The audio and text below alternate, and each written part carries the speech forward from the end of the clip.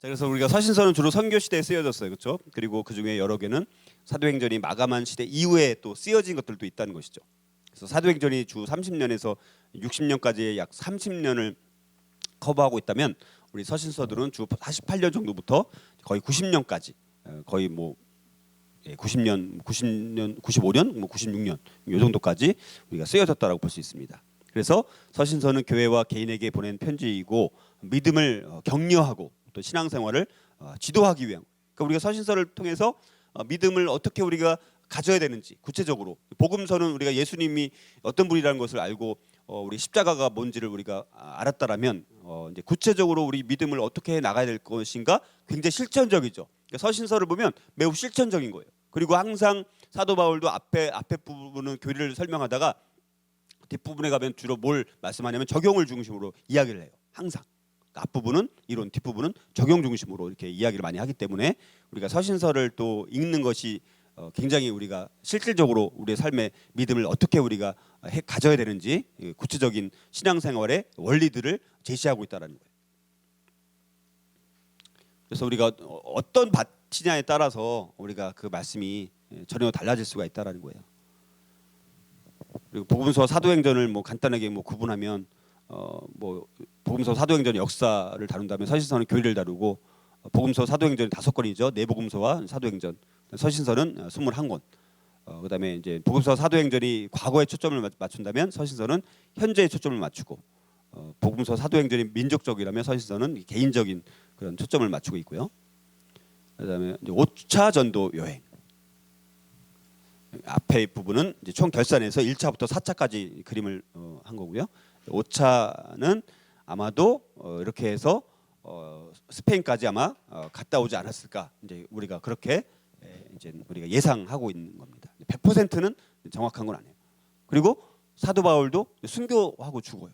베드로도 순교당하고. 그러니까 가룟 유다만 자살하고 나머지 모든 제자들은 다 어떻게 죽냐면 다 순교로 죽어요. 자, 그들이 어떻게 그 순교를 그렇게 다 할 수 있었을까? 완전히 살아계신 예수를 만났기 때문에 부활하신 주님을 완전히 체험했으니까 죽어도 죽을 수 있는 거 아닙니까? 그러니까 저는 그걸 통해서 저는 예수님께서 부활하신 것과 정말 맞구나. 왜냐하면 12사도들이 가룟 유다 빼고는 다 순교한 걸 보면 그거는 쉬운 게 아닌 거예요. 아무리 우리가 말이 순교라고 해도 우리 같이 당장 순교 상황이 돼봐요. 아무도 장담 못해. 아무도. 저도 장담 못해 솔직히. 그때 가봐야 알아. 가봐야 알기 때문에. 그러니까 근데 12사도가 다 그렇게 순교한 거 보면 저 사람들이 그 당시에는 얼마나 그 삶 자체가 어려웠어요. 다 포기하고 복음 전하다가 순교. 저 그것처럼 세상 사람들이 볼 때는 아무 의미 없는 것이 없을 수도 있잖아요. 그러나 그들은 다 그렇게 했다라는 거는 부활하신 주님을 완전히 만나니까 살아 있을 때도 예수를 만났지만 죽으셨던 분이 다시 돌아오셔가지고 부활의 몸으로 오셔가지고 제자들한테 그동안 몰랐던 하나님 나라 다 가르쳐주고 일일이 다 그렇게 해주니까 제자들이 뭐 완전히 거기서 뭐 모든 것을 통달한 거죠. 그러니까 죽을 수가 있었던 거예요. 우리도 그래서 늘 우리가 십자가의 주님을 묵상할 뿐만 아니라 부활의 주님을 묵상하는 것이 그래서 우리가 중요한 거예요. 자, 그다음에 이제 바울의 5차 전도 여행 살펴봤고 이제 가라 그리고 제자를 삼고 침례를 주고 가르쳐 행하게 하는 이 사역이 이제는 계속해서 그 이후로 이루어져서 결국은 복음이 이제 열방을 향해까지 우리나라까지 전파될 수 있었던 이유가 뭡니까? 예수님께서 마지막으로 제자들에게 가르쳐 주신 그 지상 명령 가서 제자를 삼고 침례를 주고 가르쳐 지키게 하는 이 사역이 제자들을 통해서 그 후손 다음 세대 계속해서 2000년까지 역사가 와서 저와 여러분들까지 온 거예요. 참 놀라운 거죠, 이 부분이. 그러니까 참 우리가 하나님의 말씀을 이렇게 역사적으로 쭉 훑어보면 굉장히 훨씬 더 스케일이 클 뿐만 아니라 역동적인 하나님의 일하심을 우리가 볼 수 있다는 거예요. 말이 자꾸 또 길어지네요. 제가 막 해야 되는데 이거 디모데 전서 그다음에 이제 막 넘어가요. 디도서 그다음에 이제 마지막으로 베드로 전서 베드로도 이제 베드로 전후서. 근데 베드로서를 보게 되면 상당히 사실 무슨 내용이 많으면 고난에 대한 내용이 많아요. 자, 고난에 대한 내용이 많은 이유는 뭐냐? 그 당시부터는 이제 뭐예요? 사실 교회가 상당히 핍박과 박해를 이제는 더 구체적으로 받게 됐다라는 거예요. 그 전보다. 그러다 보니까 현재적으로 자기도 이제 순교 당하니까 베드로도 그러니까 순교와 핍박과 박해로 인해서 굉장히 순교에 직면하는 상황이 많이 발생하는 거예요. 그러다 보니까 이 고난에 대한 이야기들이 이 안에 많이 기록이 될 수밖에 없는 거예요. 그래서 아주 중요한 말씀이 또 왕 같은 제사장 그러나 너희는 택하신 족속이요 왕 같은 제사장들이요 거룩한 나라요 그의 소유가 된 백성이다. 여기에 우리 그리스도인의 정체성이 여기 다 나오지 않습니까? 택하신 족속. 우리는 하나님 앞에 택함 받은 사람이라는 거예요. 택함 받았다는 건 뭡니까? 하나님의 목적이 있다는 거예요. 하나님이 저와 여러분들 택하신 것은 그냥 아무 쓸데없이 택하진 않잖아요. 우리가 뭘 만져도 다 목적이 있어요. 내가 성경을 만져도 목적이 있고 마이크를 지금 잡고 있는 목적은 뭐예요? 제가 여러분들이랑 말씀을 같이 나누기 위해서 마이크를 잡고 있는 거 아니에요? 이 마이크를 선택한 거예요. 지금 이 마이크를 선택할 수도 있잖아요. 이 마이크를 선택했잖아요. 선택의 목적이 있다는 거예요. 그리고 왕 같은 제사장, 우리의 수준이 제사장인데 제사장도 대단한 거 아닙니까? 근데 거기다 뭐가 붙었어요? 왕 같은 제사장. 우리의 존재가 왕 같은 제사장이라는 거예요. 거룩한 나라, 우리의 삶의 질이 거룩으로 부르심을 받았다는 것. 그리고 우리 소유가 하나님의 소유된 백성이다. 참 이 말씀 안에도 우리의 정체성이 어떤지를 잘 요약을 해주고 있고, 그다음에 이제 네로라는 사람이 이제는 이제 최초로 본격적인 핍박을 이제 하기 시작합니다. 그래가지고 사실 제가 이걸 다 이게 지도해가지고 이걸 다 만들었어요. 190개를 총 사실은. 근데 지금 몇 개 하지만 설명을 드리는 거예요. 그래서 이 네로를 통해서 기독교가 본격적인 박해를 받고, 또 네로라는 황제가 어떻게 합니까? 좀 약간 제정신이 아니에요. 그리고 자살해서 죽고 미쳐서 죽어요. 그러니까 이 네로라는 황제가 이제 불을 아마 이제 로마에 불 낸 사람이 누구냐? 근데 아마 네로가 냈을 거라는 거예요. 근데 네로가 그걸 누구한테 뒤집어 씌운 거예요? 기독교인들한테. 그래서 기독교인들이 거기서부터 본격적으로 이제 완전히 핍박을 받게 되면서 참 어려운 그 이후의 역사는, 기독교 역사는 뭐냐면 이제 물론 때로는 국지적이고 때로는 로마 전역에 핍박을 받기도 했지만, 그러나 대체적으로 로마 제국 이 전까지만 해도 이렇게 네로의 박해만큼은 아니었습니다.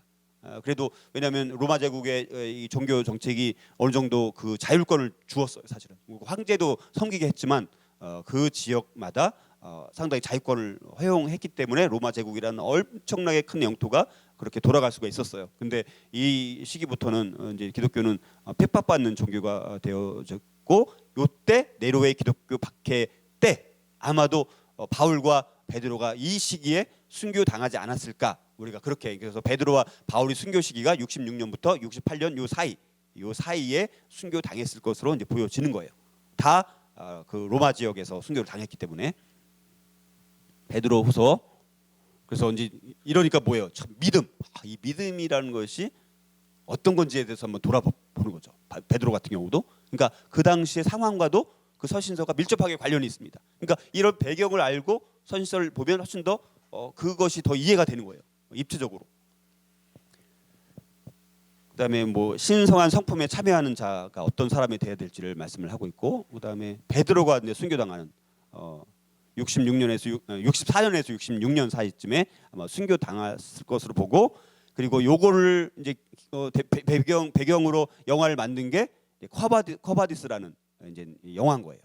그래서 우리가 이제 이런 영화를 이제는 우리가 이런 배경을 알고 이런 영화를 봐야지 상당히 수준 있는 그리스도인들이 되는 것이지, 이런 배경도 전혀 모르고 쿼바디스가 베드로와 무슨 상관이 있나 이렇게 보고 하면 우리가 안 되는 거예요. 이제 우리 교회 앞으로 여러분들은 좀 수준 있는 영화를 보더라도 성경에 있는 배경까지 알면서 이런 영화를 봐야지 우리가 우리 교회 제가 추구하는 그런 쪽으로 우리가 갔으면 좋겠다는 게 저 바람이고요. 그다음에 이제 유대인들이 또 반란을 일으킵니다. 그래서 또 이 요세푸스라는 사람이 사실은 유대인의 아주 중요한 역사가죠. 사실 왜냐면 요세푸스가 남긴 이 책들이 없었더라면 당시 이 유대교의 역사는 상당히 거의 이렇게 잘 모를 뻔했어요. 근데 이 사람은 어떤 면에서, 그런 면에서는 굉장히 중요한 인물이죠. 그래서 사실은 이거 좀 이따 제가 이건 정리하고요. 그다음에 디모데후서, 그리고 히브리서.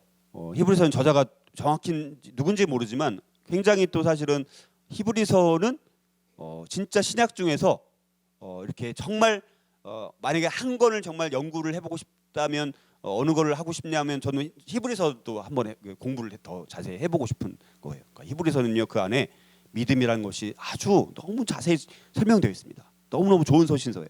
진짜 뛰어난 서신서 같아요, 제가 볼 때 히브리서. 그래서 어떤 사람은 히브리서를 사도 바울이 기록했다라고 보는 사람이 있는데 정확하지 않습니다. 근데 사도 바울이 기록했을 가능성도 저는 있어 보이는데 그런 학자마다 이제 다 다르기 때문에 좀 정확히는 저도 모르겠고요. 히브리서의 여러 가지 뭐 위험들에 대해서 나와 있고 그래서 이런 부분들은 그냥 넘어가야 될 것 같아요. 설명을 다 하려니까. 그다음에 유다서가 있고요. 배교에 대한 내용들. 근데 상황이 아까 말씀드렸던 것처럼 고난이 더 심해지고 핍박이 심해지고 하니까 이제 배교에 대한 내용들이 나오게 되는 거죠, 이게. 그러니까 이런 흐름이. 그러니까 서신서가 처음에 뭐 갈라디아서부터 뭐 야고보서와 또 뒤로 가니까 내용이 또 다른 거예요. 그다음에 이제 베스파시안이 예루살렘을 이제 침입해 가지고 이제 그 당시 이제 아까 말씀드렸던 것처럼 이제 유대인들이 로마 제국으로부터 이제 핍박받고 마음대로 유대 종교 뭐 믿고 이런 것이 어렵고 하다 보니까 마카비 반란도 과거에 있었던 것을 막 돌이켜 가지고 이제 봉기를 일으켰어요. 그래서 한 200만 넘는 유대인들이 예루살렘에 이제 모였습니다, 사실. 그러니까 이제 로마 제국 입장에서는 당시 장군이었던 베스파시안 이 장군을 예루살렘에 이제 보내가지고 그 봉기를 이제 진압하라라는 명령을 받고 베스파시안이 사실은 이제 예루살렘에 갔다가 갑자기 아까 말씀드렸던 네로 황제가 죽어요. 그러니까 지금 후계자 없이. 그러니까 베스파시안이 상당히 유능한 장군이었기 때문에 예루살렘을 정복하지 않고 다시 로마로 가서 자기가 황제가 됩니다. 베스파시아누스 황제가 되는 거예요. 그리고 그 아들 티투스 아들을 이제는 예루살렘에 보내가지고 예루살렘을 점령시키는 것은 그 아들 티투스에게 보냅니다. 그래서 이제 나중에 티투스가 정복을 해요. 그래서 예루살렘이 그때 봉기를 통해서 완전히 다 멸망당하고 100만 명은 100만 명 가까이가 학살당했어요. 100만 명. 당시에 100만 명은 엄청난 거예요. 당시 100만 명이 학살당하고 100만 명은 다 노예로 끌려가 노예. 그래서 유대인들은 이걸 기점으로 완전히 디아스포라가 돼서 완전히 흩어진 거예요. 완전히 디아스포라 결정적인 것은 AD 70년 경에 완전히 디아스포라가 된 거예요. 이때.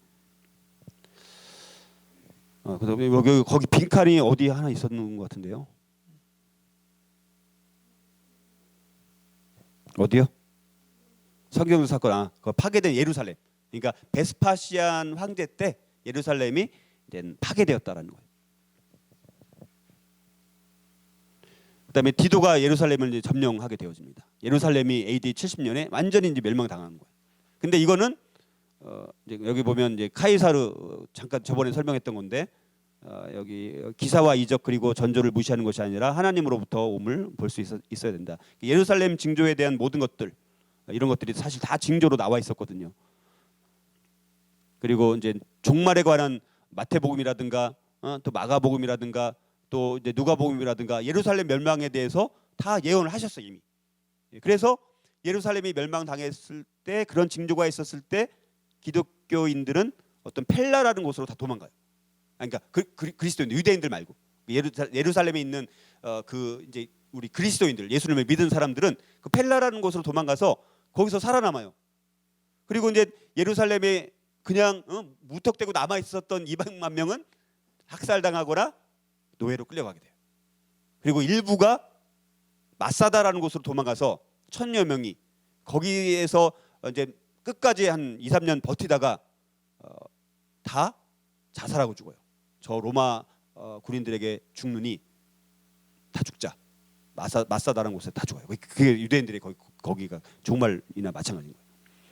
그리고 이제 요세푸스의 그런 책들을 통해서 이 유대 전쟁과 예루살렘 멸망에 대해서 우리는 어떤 관점을 가져야 될까 이거를 한번 정리를 해보면 첫 번째는 어떤 세계관을 가져야 될지 유대 전쟁과 예루살렘 멸망을 향해서 우리는 어떤 세계관을 가져야 될지 첫 번째는 하나님의 본성에 대해서 이제 요세푸스가 쓴 책이 이런 걸 쓰고 있지는 않지만 우리가 로마 제국의 관점, 유대인들의 관점, 그리스도인들의 관점 어떻게 가져야 되느냐 결론을 내리니까 이렇게 일곱 가지로 결론을 내릴 수 있다라는 거예요. 첫 번째, 하나님의 본성에 대해서 여호와는 유일한 진리의 하나님이며 그의 아들을 보내사 유대인들과 온 세계를 구원하시고자 하였다는 세계관을 가져야 되는데 로마 제국 사람들은 당연히 이런 세계관 없겠죠.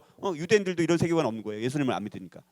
두 번째는 유대인과 로마인에 대해서 유대인은 온 세상을 창조하신 하나님의 구약의 언약의 민족이었고 맞죠? 이교도 로마인들은 하나님의 아들이 오신 것과 복음 전파를 비롯한 하나님의 목적에 따라서 그들의 제국을 짓도록 힘을 부여받았다는 세계관을 가져야 합니다. 셋째는 유대인들이 놓여 있는 상황에 대한 문제에 대해서 하나님의 민족인 유대인들을 자유롭게 하기 위해 보내진 하나님의 아들 메시아인 예수를 그들이 거부했죠. 넷째, 하나님은 로마인들을 보내사 예수의 사역을 준비하시고 그의 아들을 거부한 유대인의 그 세대에 대한 하나님의 심판의 도구로 사용하셨다는 거예요. 로마 제국은 하나님의 심판의 도구예요. 어떤 부분에서. 그리고 예루살렘이 로마 제국에 의해서 완전히 멸망당하지 않았습니까? 다섯 번째, 구원은 메시아 예수의 통치를 알고 그분을 영접하고 따름으로써 얻게 된다는 세계관을 우리 가져야 되고, 여섯째, 예루살렘과 성전의 운명은 예수께서 이제 하나님의 우편에서 전 세계를 통치하심과 하나님의 새로운 언약의 민족은 메시아 예수의 교회임의 마지막 징조로서 파괴되었다라는 우리 세계관을 가져야 된다는 거. 일곱 번째, 미래에는 복음의 세계 전파와 로마 통치의 멸망. 로마 제국도 영원하지 않고 멸망당했죠. 서로마 제국은 AD 476년, 동로마 제국은 나중에 또 멸망하게 되어지고, 그다음에 마사다, 아까 말씀드렸던 마사다. 이 마사다라는 이 아주 천연의 요새입니다. 그래서 여기에 이제 1000여 명이 아까 말씀드렸던 것처럼 이제는 일부가 이제 도망간 거예요. 그러니까 여기는 뭐 그래서 이 1000여 명밖에 안 되는데도 이 로마 제국이 이거를 쉽게 점령을 못하는 거예요. 워낙 이 험난하고 가진 동원을 다 해가지고 나중에 함락을 시키려고 하는데 가 보니까 다 죽어 있는 거예요. 자살한 거죠. 그래서 참 비극이죠. 그래서 이런 마사다 이 영화가 또 나와 있는 게 있더라고요. 그래서 이런 걸 우리가 또 보면 물론 잔인한 것도 있겠지만 저도 마사다 한번 보고 싶은 마음이 드는데 아직 저도 못 봤지만 이렇게 우리가 연결해서 우리가 보면 더 낫다라는 것이죠. 그다음에 티투스 황제 아까 말씀드렸던 로마 제국 예루살렘을 멸망시킨 장군이고 나중에 베스파시아누스 황제에 이어서 티투스가 이제 황제가 되는 사람이고, 이 사람은 뭐 거기 중간에 뭐가 있나요? 네, 그래서 기독교가 이제 이때 전파되는 뭐 시기고요. 그다음에 베스비오 화산이 폭발을 해가지고 폼페이라는 이런 도시가 완전히 쑥대밭되고 이렇게 멸망당하는. 근데 제가 폼페이를 한번 이렇게 한번 가본 적이 있어요. 근데 그 폼페이를 가보니까 거기는요 도로 곳곳에 이상한 그런 음란한 이런 게 막 도시 곳곳에 없는 데가 없더라고요. 그러니까 그때는 애들은 그 가이드가 따로 데리고 가요. 왜냐면 그 길 자체들이 다 그런 것만 있으니까. 그러니까 얼마나 음란했는지 그 당시에 로마 제국이 얼마나 음란했는지를 절대적으로 보여주는 도시가 폼페이예요. 근데 화산 폭발이 일어납니다. 그 당시 사람들은 화산에서 알았어요, 몰랐어요? 화산을 알고 있을까요, 모를까요? 화산을 알 리가 없죠. 화산 폭발이 일어나니까 저게 뭐야? 구경하다가 다 죽은 거예요. 본 적이 없으니까. 그래갖고 그냥 불바다가 되는 거예요. 다 그 화산의 잿더미로 도시 자체가 완전히 잿더미로 바뀐 거예요. 근데 나중에 유적을 해서 다 이렇게 보니까 그걸 다 발굴해서 다시 복원해 보니까 곳곳에 완전히 다 그런 음란한 이런 것과 완전히 다 있다는 거예요. 아주 심각하게. 그것은 어떤 면에서는 일종의 또 심판의 의미가 있지 않을까. 아마 로마 제국에서 제일 또 타락한 도시 같기도 하고 어떤 면에서는 그런 거가 다 모든 로마 제국의 도시마다 그러지는 않았을 것 같은데 아무튼 여기는 그렇게 심하더라고요. 자, 그리고 이제 도미티아누스 때 또 이제 이때 많은 기독교인들이 핍박을 또 받아요. 이 황제는 거기 빈칸이 또 어디 있죠 혹시? 나쁜 자질 중에서 아주 이상하고 탐욕적이고 잔인한 사람. 그러다 보니까 또 요 시기 도미티안 황제 때 이제 그래서 사도 요한도 반모섬으로 유배간 거 아닙니까? 그다음에 이때부터 또 이단들이 등장합니다. 에비온파. 이거는 이제 하나님은 한 분이다, 삼일체를 인정하지 않는 그런 에비오니즘이라는 이단이 생기고 또 영지주의 같은 게 생깁니다. 오늘날의 구원파 같은 게 일종의 영지주의 같은 거예요. 그러니까 과거에 오늘날 이단들도 과거에 다 있었던 이단들이에요. 사실 따지고 보면. 그래서 우리가 교회 역사를 살펴보는 이유 중에 중요한 이유가 이단이 왜 이단인지, 이 교회 역사를 살펴보면 이단의 역사를 살펴보게 돼 있어요. 왜냐하면 정통 교리와 항상 위배되는 이단들이 항상 등장하기 때문에. 그래서 이단들을 공부하면 뭐가 정통 교리고 뭐가 성경적인 교리인지 알게 돼요. 사실은 우리가 왜냐하면 뭐더라? 뭐또 가짜를 알아야지 진짜를 구별할 수 있잖아요. 이거 이런 분별하는 사람들 뭐더라? 무슨 간별사, 간별사 같은 사람들은 가짜를 또 잘 알아야지 진짜를 구별하는 것처럼 우리도 마찬가지로 이단들을 우리가 교회 역사를 살펴보면 좋은 게 이단들을 통해서 정말 정통 교리가 뭔지를 알 수 있게 된다는 거. 사도 요한이 이제 이때 많이 활발하게 활동하면서 요한 1서를 기록하고 또 요한 2서를 기록하고 또 요한 3서를 기록해서 요한 서신을 3개나 기록으로 남겨서 참 사랑의 그런 하나님의 사랑에 대해서 아주 잘 증거하고 있는 것 같아요. 그리고 이제 계시록을 또 이제 AD 한 95년에서 96년 경에 반모섬에서 요한 계시록을 이제 하나님의 계시를 통해서 기록을 하게 되어지고, 그래서 요한 계시록은 뭐 그냥 이거는 자세히 설명을 제가 안 하고 넘어가겠습니다. 그래서 우리가 또 요 당시에 우리가 성경은 끝냈지만 또 이제 로마의 클레멘트 같은 사람이 이제는 이렇게 속사도 같은 사람이죠, 일종의. 그러니까 사도들은 아닌 거예요. 사도들은 아니지만 사도들과 교제하고 영향을 받거나 제자였던 사람들이 그 이후에 활동을 하게 되었죠. 그러면 하나님께서 제자들 12제자가 다 순교당했으면 그 다음에는 하나님께서 누구를 통해서 일하셨을까? 속사도를 통해서 일하시고 나중에는 교부들을 통해서 일하시고. 그러니까 하나님은 반드시 그 시대마다 그냥 끊기는 법이 없어요. 반드시 다른 세대를 일으키셔가지고 그 하나님의 말씀이 신앙이 계승되고 전수될 수 있도록 계속해서 하나님은 일하셔서 그게 지금까지 오고 앞으로도 계속 될 거라는 거예요. 그래서 클레멘트라는 사람이 이제 고린도 교회에 보낸 편지 같은 게 있습니다. 그럼 사실은 거의요 성경의 내용과 아주 흡사합니다, 대부분이. 그래서 이런 것도 읽어보면 굉장히 재밌어요. 그래서 굉장히 많아요, 이런 게. 그다음에 이제 플루타르크 영문전을 썼던 플루타르크라는 사람이 이때 아마 활동했던 것으로 보여지고, 그리고 이제 트라이아누스 이제 황제, 이때도 이제 기독교 박해가 아마 있었던 것으로 보여지고요. 그다음에 이제 플라비아 도미틸라라는 어떤 여인에 대한 그런 신앙에 대해서 우리가 또 한번 기억을 했으면 좋겠는데, 그리고 이제 사도 요한이 이제 죽습니다. AD 100년 경에. 그래서 이제 신약 시대가 끝난 거예요. 그래서 이제 AD 100년을 기점으로 해서 신약 시대가 종말이 되고 이제는 우리가 그다음에 잘 모르는 교회사, 신약 성경 이후의 교회사에 대해서는 우리가 잘 모르잖아요. 이제 앞으로 다음 유닛부터는 이제 우리 여러분들이 거의 잘 모르는 내용도 많이 있을 것 같아요. 우리 지금까지는 그래도 비교적 성경의 내용이 기본이 돼서 우리가 내용도 살펴봤는데, 이제 다음 주부터는 사실은 이제는 교회사에 대한 내용들이 많고 일반 역사를 다루기 때문에 이제는 또 다른 어떤 차원으로 내용이 전개되지 않을까 보게 되고, 마지막으로 그럼에도 불구하고 하나님의 변함없는 사랑이 신약이 끝났다라고 끝난 것이 아니라 하나님의 사랑은 변함없이 계속해서 진행되어지고 사도행전의 29장의 역사가 계속해서 진행되어서 지금까지 오고 있다는 거예요. 이게 우리가 지금까지 살펴봤던 이제는 우리 성경 시대까지 우리가 다 살펴본 내용이고요.